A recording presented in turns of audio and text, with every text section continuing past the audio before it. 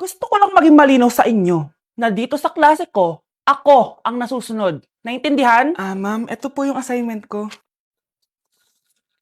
Anong klaseng assignment to? Parang ginawa lang ng bata. Mababa lang grades mo dito, ha? Pinaghirapan ko yung assignment na yun. Sino ang pambansang bayani natin? Ma'am, Scarlett.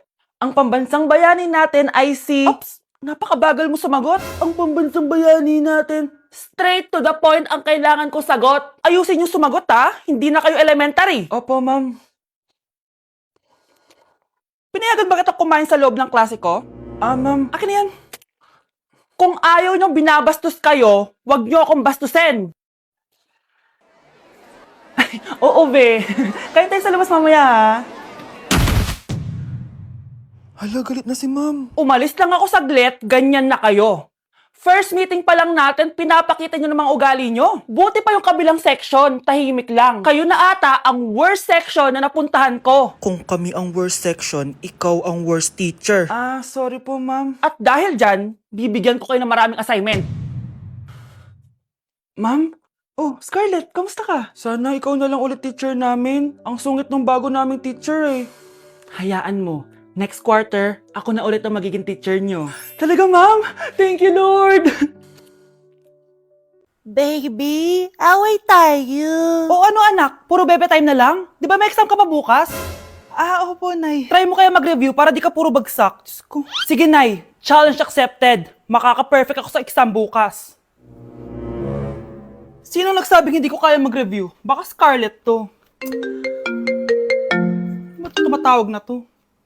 Oh, bakit, Bes? Nagre-review ako. Te, may bago akong chika. Importante ba yan? Importante. So, eto na nga. Go, Te! Spill the tea! Ano nangyari? 1 hour later. O siya, sige na, Te. Magre-review na talaga ako. Storbo. Saan na ba ako? X, Y... Hala, break na sila. Ano nangyari? 1 hour later. Mag-review na nga ako.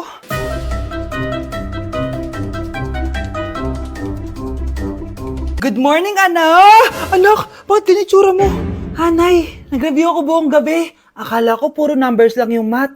Bakit may X and Y? Di bale, anak, gamitin mo tong Radiance Glow Pure Blossom Elixirs ng YOU. Meron tong toner essence at illuminating serum. Ano naman yun, Nay? Ano to? Nakaka-bright, prepare, at protekto ng skin. At di lang yun anak, nakaka-reduce to ng oiliness at ng skin texture. Suitable to for all skin types, kaya gamitin mo to para fresh ka bago ka mag-exam. Ay, ang fresh nga. Glass skin, no? Super lightweight at super dali lang pala i-apply nito, Nay. Go na, anak. Islay mo na yung exam mo. Good morning, class. Ready na ba kayo mag-exam? Sure nang makaka-perfect ako kasi nag-review ako. First question. Kung 5 ang kinain na pizza ni Maria at 2 ang sapatos ni Cardo, gaano kalayo ang Earth sa black hole?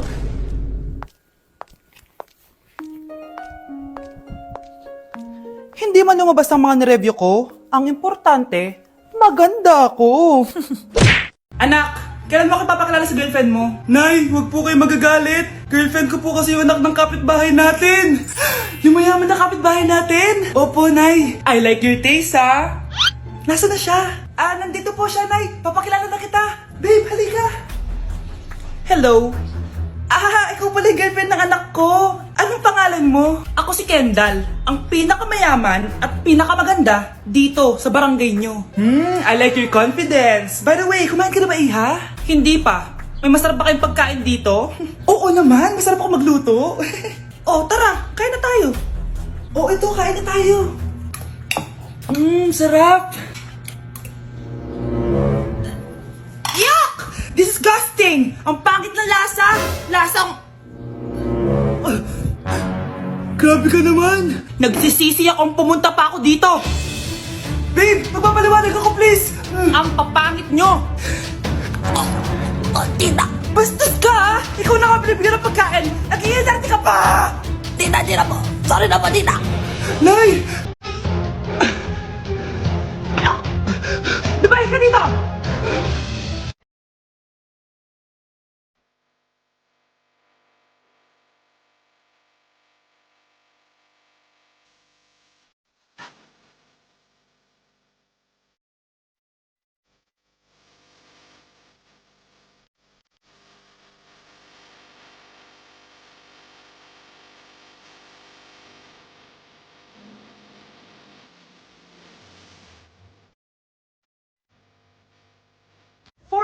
last question?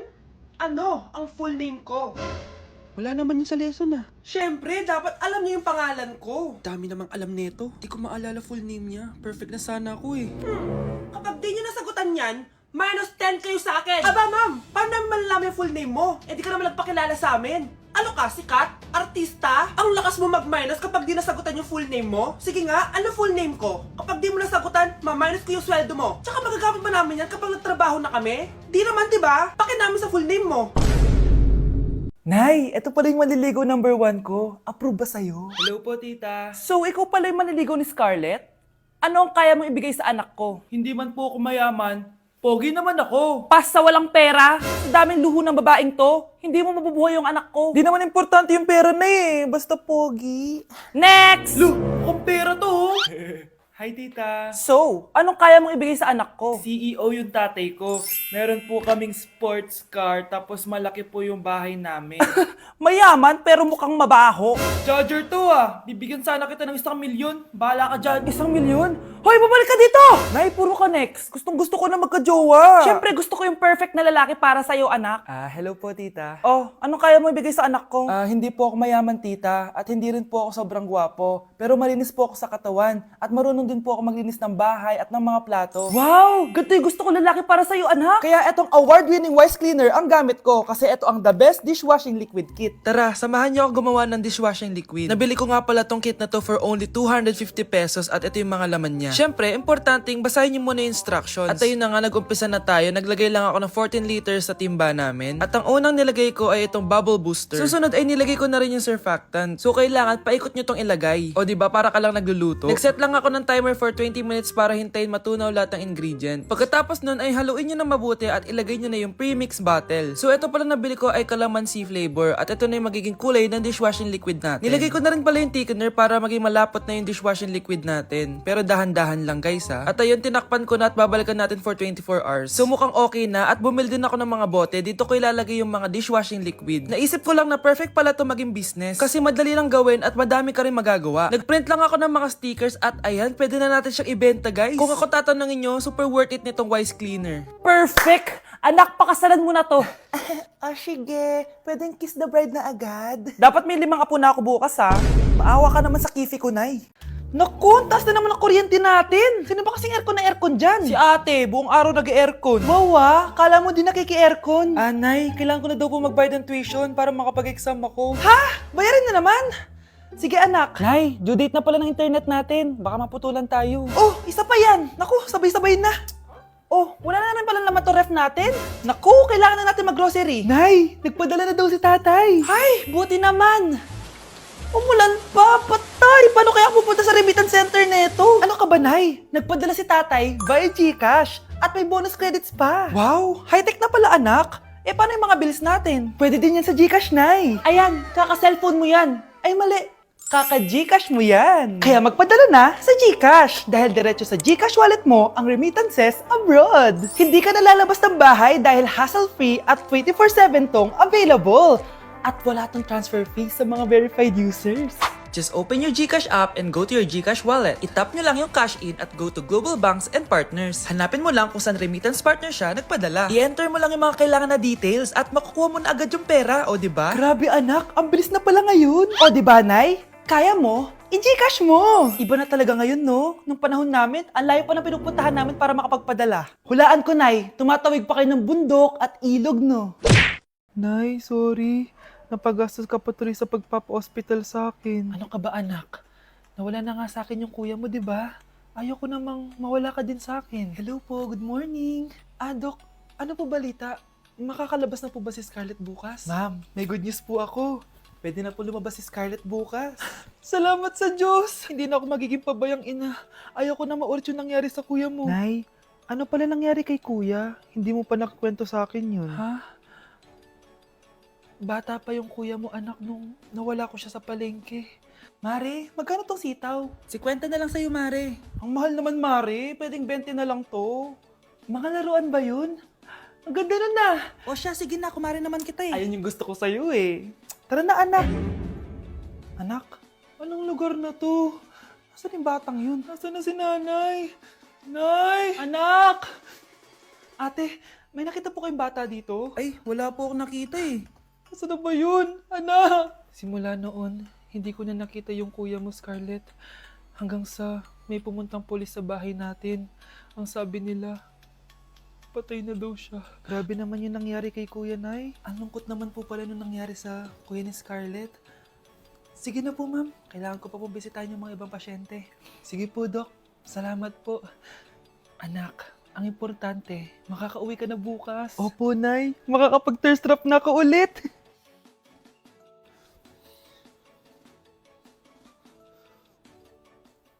Anak, tara na, uwi na tayo. Nay, may pinapabigay pala si Doc sa'yo.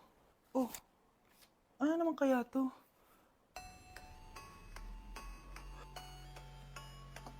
Paano nangyari yun? Psst, bata, gusto mo ba ng pancake? Oh, para sa'yo. Tamang-tama, nagugutom ako! Mag-iingat ka palagi ha. Sige po.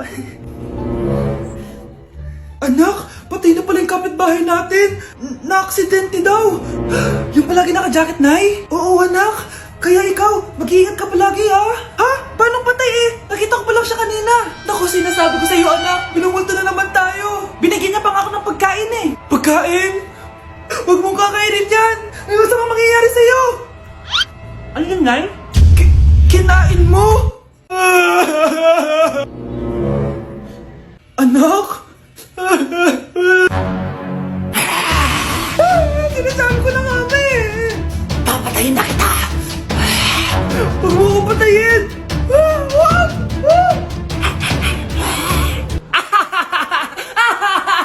It's a prank! Punyeta ka? Prank-prank ka pa ha? Maglinis ka nga. Sige po, Nay.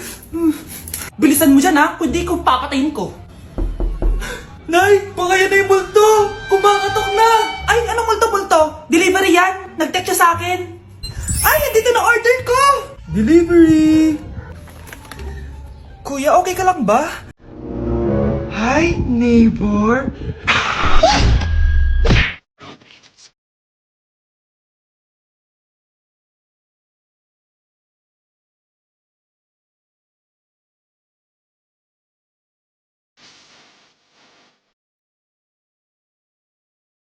Okay kayo matulog na kayo. Papatin ko na yung wifi. Sige na.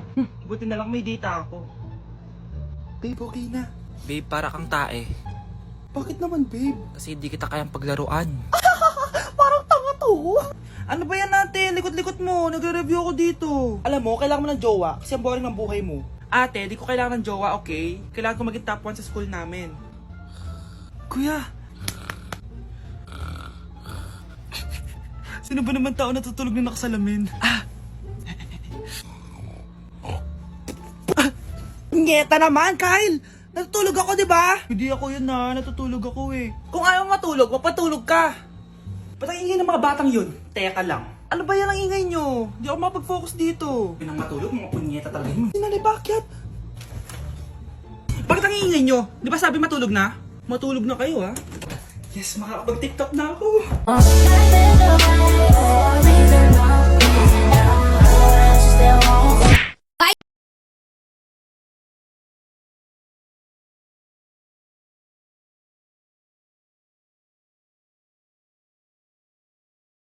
Nay! Ano naman itong ginagawa ni nanay? Ayaw mo tumigil, ah. Ano ba, anak? Panira ka naman eh. Ano ba kasi ginagawa mo, Nay? Nakita ko kasi to anak sa TikTok. Ayan, kaka-TikTok mo yan eh. Nasusunog na iluluto mo doon. Ha? Nasusunog na?